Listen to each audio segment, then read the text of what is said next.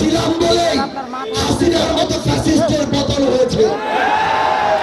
যতদিন না আমাদের কাঙ্ক্ষিত বাংলাদেশ আমরা দেখতে পাচ্ছি, আমাদের এভাবেই দাঁত কামড়ে দাঁড়িয়ে থাকতে হবে। এই মুহূর্তে আমাদের সাথে সে একটি বিশাল মিছিল যুক্ত হচ্ছে।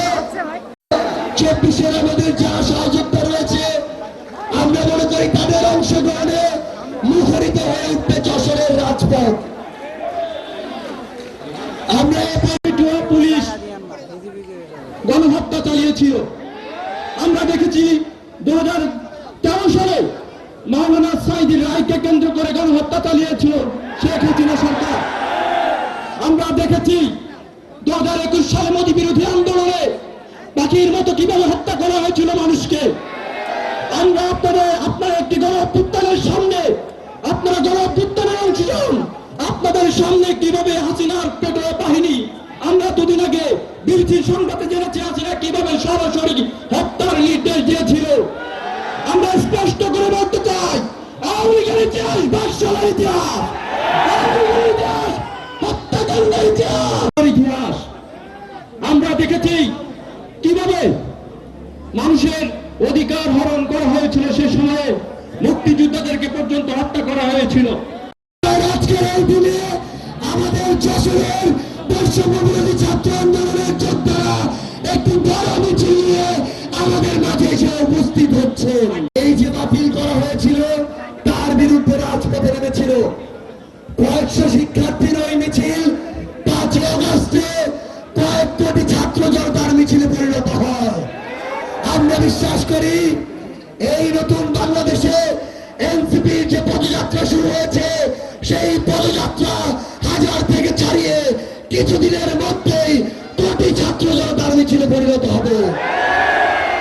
আবার আমাদের মাঝে এসে উপস্থিত ঘটেছে সংগ্রামে উপস্থিতি।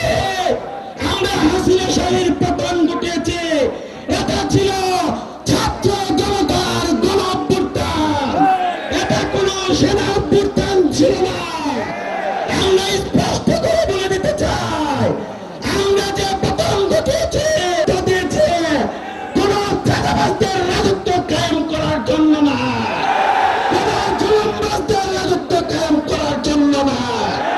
আমরা স্পষ্ট করে বলে দিচ্ছি, আমরা রক্ত দিয়েছি 2014 সালের বিনা প্রতিদ্বন্দ্বিতার আরেকটি নির্বাচনের জন্য নয়, 2018 সালের রাতের অন্ধকারের কোন নির্বাচনের জন্য নয়, 2024-এর আমি তুমি দামি নির্বাচনের জন্য নয়।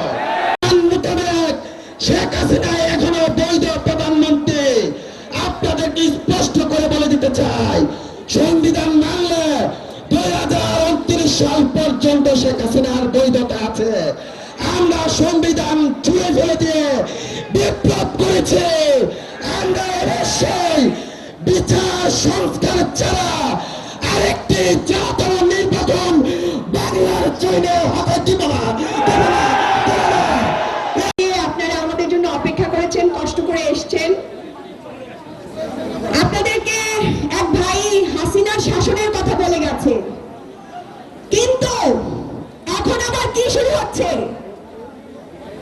আমরা কি আবারও সেই দিকে ফিরে যাচ্ছি? আমরা কি আবারও সেই দিকে ফিরে যেতে চাই? কোন দল যদি মনে করে থাকে যে আর কোন দল নেই, তারাই একমাত্র বড় দল, আগামী দিন যতদিন বাংলাদেশ থাকবে, বাংলাদেশের মাটিতে হাসিনার মতো রাজত্ব করে আর কেউ চলতে পারবে না। আমরা এনসিপিতে দেখেন কতগুলো নারী নেত্রীর তার দাঁড়িয়ে আছে। এনসিপি নারী পুরুষের কোন বৈষম্য রাখে না। আমাদের এখানে মা বোনরা আছেন। আমি 2 দিন ধরেই ভাবছিলাম একটা কথা আমি বলবো। আমাদের যে বাংলাদেশের আরো দল আছে, সেই দলের প্রধান সম্মানের সাথে আমি তারেক রহমান সাহেবকে জানিয়ে দিতে চাই,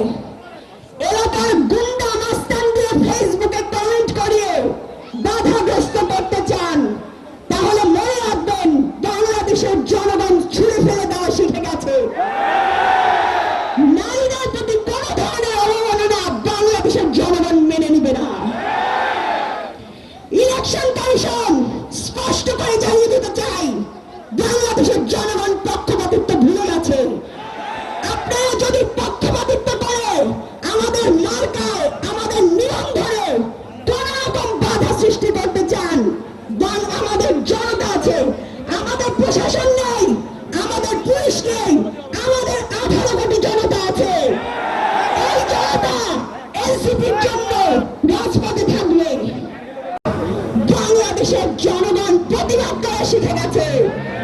তারা চাঁদাবাজ এবং শিক্ষিত জনগণের যে ব্যবধান সেটা তারা চিনে ফেলেছে।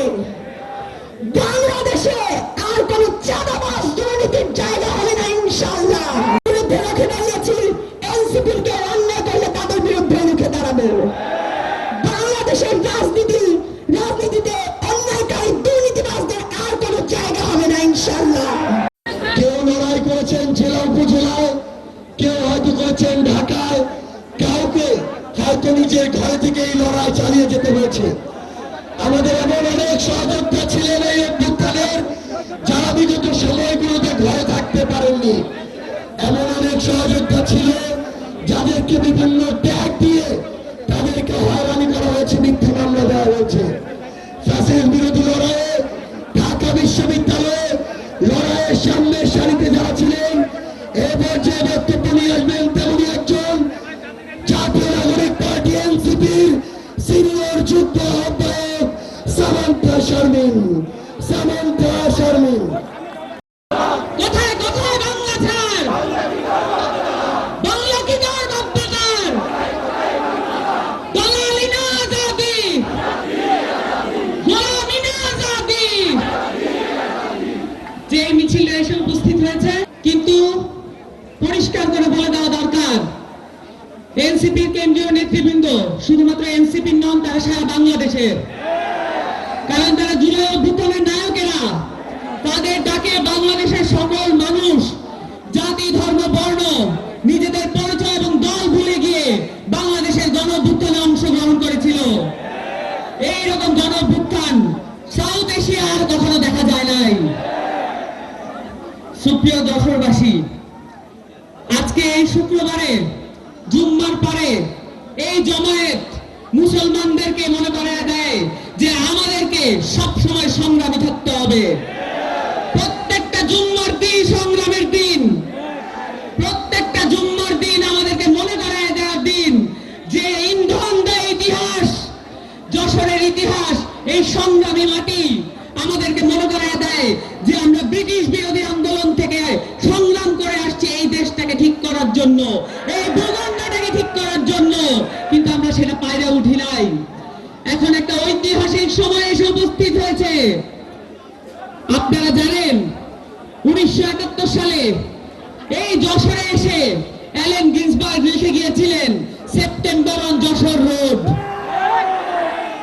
কিন্তু জুলাই অন যশোর রোড লেখা বাকি আছে।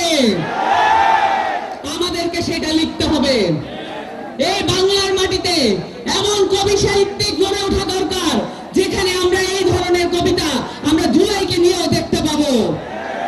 এই ধরনের শিল্পী গড়ে ওঠা দরকার যারা বাংলাদেশকে মনে রেখে কোন ভারতীয় হিন্দুত্ববাদী আখড়াকে মনে না রেখে বাংলাদেশকে মনে রেখে শিল্প রচনা করবে। সুপ্রিয় যশোরবাসী, আমাদের সামনে অনেকগুলো উদাহরণ আছে। আমরা কিছু চাই নাই। আমাদের মায়েরা নামাজ পড়তে পড়তে চোখের পানি ফেলেছিল এই দেশটাকে হাসিনার কাছ থেকে মুক্ত করতে, সেই চোখের পানির বদলা এখনো নেওয়া হয় নাই। কারণ আমরা এখন রাষ্ট্রটা গঠন করতে পারছি, আমাদের রাষ্ট্রটা গঠন করতে হবে। চাঁদাবাজ কি এই দোষরে আছে? সন্ত্রাসী কি এই দোষরে আছে? দখলদার কি এই দোষরে আছে? প্রত্যেকটা জেলায় জেলায় যে সন্ত্রাসী দখলদারিত্ব আছে, এগুলোকে দেশ থেকে বিদায় করার আগ পর্যন্ত, এই কাঠামো দেশ থেকে বিদায় করার আগ পর্যন্ত আমাদের কাঠামো পরিবর্তন শেষ হবে না। আমাদের মা বোনেরা উপস্থিত আছেন, আমাদের নারীরা উপস্থিত আছে। নারীরা না থাকলে সেই পলিটিক্যাল নিউক্লিয়াস ফেল করবে। আপনারা সকলে সহযোদ্ধা ছিলেন এবং সামনের দিনে আমাদের অনেকগুলো কাজ বাকি আছে। আমাদের কোনোভাবেই ভুলে যাওয়ার কোনো উপায় নাই যে আমাদের উপরে যে দায়িত্ব আছে, আমাদের যে শহীদ পরিবাররা আছেন, যারা আহত আছেন, তারা আমাদের কাছে এই দেশটাকে আমানত রেখেছেন। এই দেশটার আমানত আমাদেরকে দিয়ে যেতে হবে, কারণ এই দেশটা আমাদের কাছে দিয়ে রেখেছেন, কারণ তারা রক্ত দিয়ে আমাদেরকে বুঝিয়েছেন তারা কতদূর পর্যন্ত ত্যাগ করতে চান। আমাদের যে নদীপথগুলো সেগুলোকে বন্ধ করে রাখা হয়েছে। আমাদেরকে অবশ্যই যে কোনো ধরনের বিদেশি আগ্রাসন থেকে রুখে দাঁড়াতে হবে। বাংলাদেশ কোন সিঙ্গেল কান্ট্রি না, এই বাংলাদেশে সকল দেশের নজর রয়েছে। এই বাংলাদেশে একটা উর্বর কান্ট্রি। এই উর্বর দেশে সকলের হস্তক্ষেপ সকলে কামনা করছে, কিন্তু আমরা বলে দিতে চাই আমাদের রাজনৈতিক সিদ্ধান্ত আমরাই গ্রহণ করব। আমরা প্রিয় যশোরবাসী, আমরা চাঁদাবাজদের বিরুদ্ধে কথা বলি, মন খারাপ করে একটা রাজনৈতিক দল। আমরা নির্বাচন কমিশনের দ্বিচারিতার কথা বলি, মন খারাপ করে একটা রাজনৈতিক দল। আমরা টেন্ডারবাজির বিপক্ষে কথা বলি, গুসা করে একটা রাজনৈতিক দল। আমরা সংস্কারের পক্ষে কথা বলি, গুসা করে একটা রাজনৈতিক দল। আমরা বলি লন্ডনে বসে ষড়যন্ত্র হয়, গুসা করে একটা রাজনৈতিক দল। লন্ডনে অবশ্যই ষড়যন্ত্র হয়। হাসিনার পতিত দূষণরা একটা পক্ষ পালিয়েছে ভারতে, আরেকটা পক্ষ পালিয়েছে লন্ডনে। সুতরাং যারা ফেসিবাদ বিরোধী রাজনৈতিক দলে যারা আছেন, আপনারা গুসা করেন না। চাঁদাবাজ যদি আপনারা না হন, আপনাদের গায়ে তো লাগার কথা না।